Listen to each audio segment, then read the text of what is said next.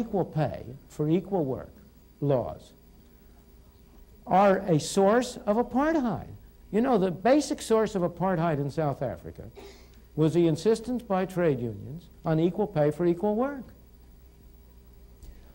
The women who go around today urging equal pay for equal work are being anti-feminist. They don't intend to be, but that is the effect of their policy. Because if there is any activity in which, for any reason, a male is preferable to a female, or vice versa, the only weapon the less productive sex has is to offer to work for less. And if you deny them that opportunity, you're assuring yourself that you're going to have all male jobs or all female jobs, all white jobs or all black jobs. But aren't you also condemning them to stay that way? Not at all.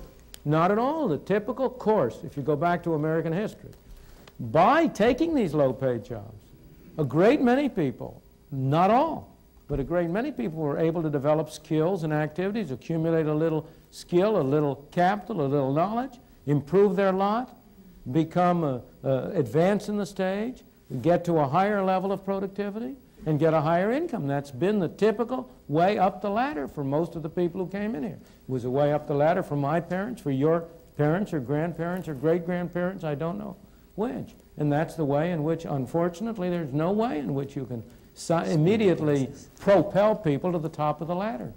Okay, thank you very much. Thank you. Mr. Friedman, referring to the statements that you made about women who advocate equal pay for equal work. Gee, I thought I'd get a rise out of that sooner or later. Delighted to have it. Yes, okay, I just would like to know if you're insinuating or perhaps, you know, point-blankly saying that women and other minorities' skills are inferior to those of those now holding those jobs, and that they need to go through a period where their skills need to be improved and therefore deserve to be paid less? No, I don't think desert has anything to do with it. I'm not, first of all, I think desert is an impossible thing to decide. Who deserves what? Nobody deserves anything. Thank God we don't get what we deserve. But I'm not saying that at all. I'm saying a very different thing. I'm saying that the actual effect of requiring equal pay for equal work will be to harm women. If women's skills are higher than men's in a particular job and are recognized to be higher, the law does no good, because then they will be able to compete away and can get the same income. If their skills are less for whatever reason, maybe it isn't because it's their sex, maybe it's because they were out of the labor force, maybe it's for other reasons, and you say the only way you are able to hire them is by paying the same wage, then you're denying them the only weapon they have to fight with. If the unwillingness of the men to hire them is because the men are sexist,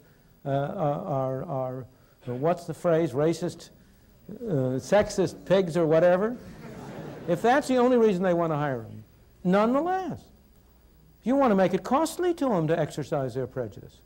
If you say to them, you have to pay the same wage no matter whether you hire women or men, then here's Mr. Sexist Pig.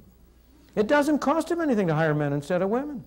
However, if the women are free to compete and to say, well, now look, I'll offer my work for less, then he can only hire men if he bears a cost. If the women are really good as a man, then he's paying a price for discriminating. And what you are doing, not intentionally, but by misunderstanding, when you try to get equal pay for equal work laws, is what you are doing is reducing to zero the cost imposed on people who are discriminating for irrelevant reasons. And I would like to see a cost imposed on them. I'm on your side, but you're not.